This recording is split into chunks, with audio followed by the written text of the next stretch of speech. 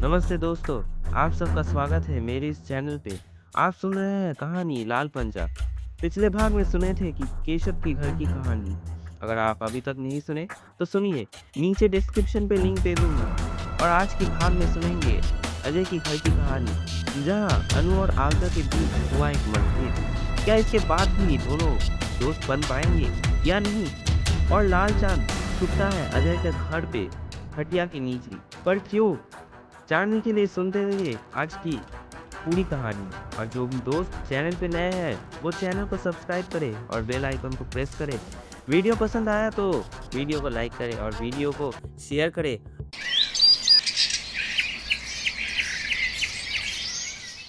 अजय का बाहरी घर। समय सुबह के 8 बज रहे हैं। अजय घर पर नहीं है।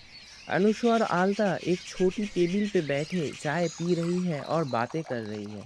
आलता बोली, तुम जो भी बोलो, तुम्हारा अजय बाबू एक बहुत बड़ा शैतान है। अनु जोर से हंसकर, अजय भैया शैतान है?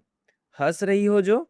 अनु हंसी रोक के, सच आलता, ऐसा हंसी की बात मैंने और कभी नहीं सुनी। बहुत अच्छा, हंसो तब।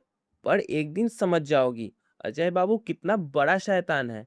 उसको जितना देख रहा हूँ उतना ही समझ आ रहा है मुझे।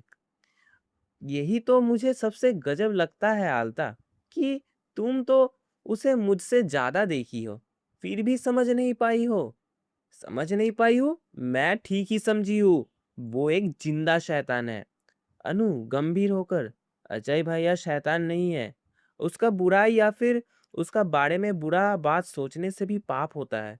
तुमको तो मैं बोली हूँ कि वो मेरे लिए क्या किए हैं, इसीलिए तो तुम उसका गुनाह नहीं देख पाती हो।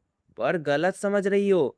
तुम्हारे लिए वो जो भी किए हैं ना, वो बिना स्वार्थ के नहीं किए हैं। छी आलता, ऐसा बात नहीं बोलते हैं। जो मैं विश्वास करती हूँ वो बोलने में मैं नहीं डरती हूँ। और जो आदमी मेरा आजादी पर दखल देता है उसको मैं महापुरुष नहीं मान सकती हूँ।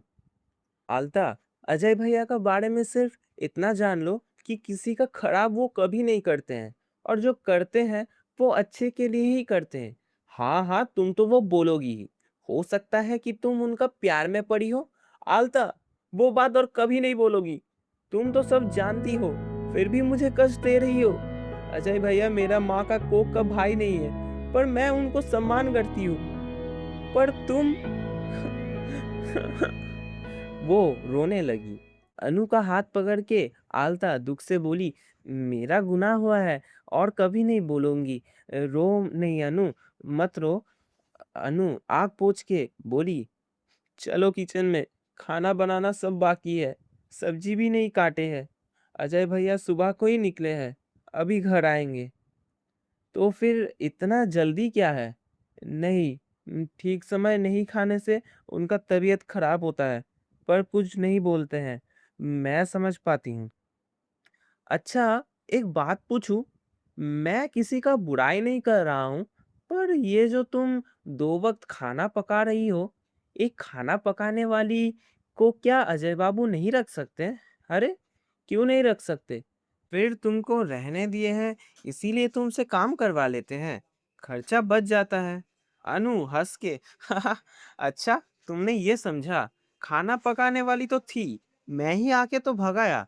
वो तो जाने ही नहीं दे रहे थे। मैं जब बोली कि मैं उनका खाना खा नहीं पा रही हूँ, तब वो माने। पर क्यों?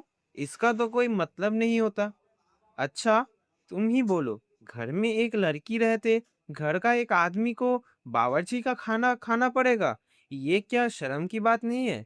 शर्म की बात? क्या पता।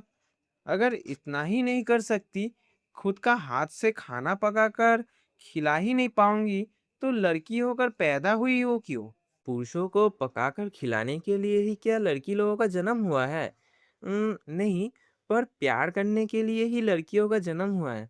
प्यार के संग खाना पकाने का क्या संबंध है?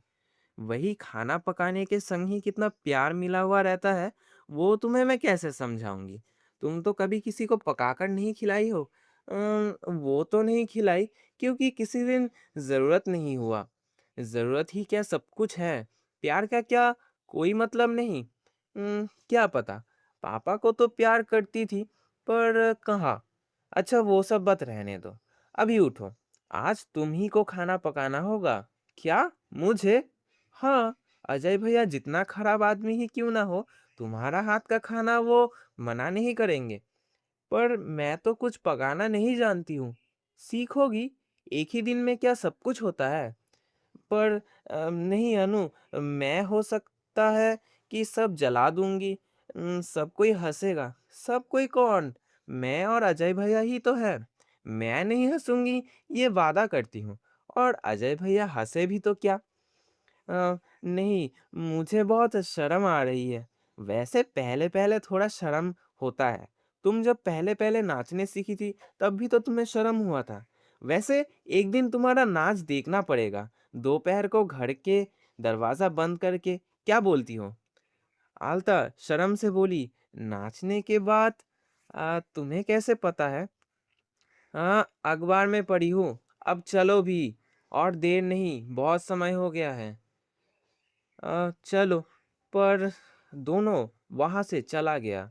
खटिया के नीचे से लालचंद बाहर निकला। इधर उधर देखा।